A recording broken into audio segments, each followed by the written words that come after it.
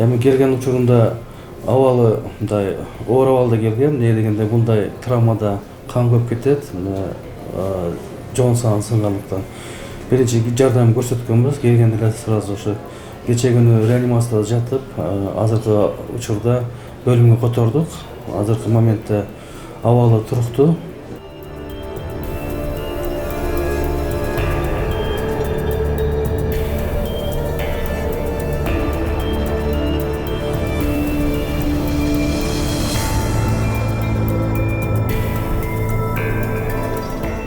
Аталган окуя боюнча тийиштүү экспертизалар дайындалып, Кыргыз Республикасынын кылмыш жаза кодексинин 138 беренеси негизинде ден соолукка оор зыян келтирүү беренеси негизинде сотко чейинки өндүрүшкө алынган.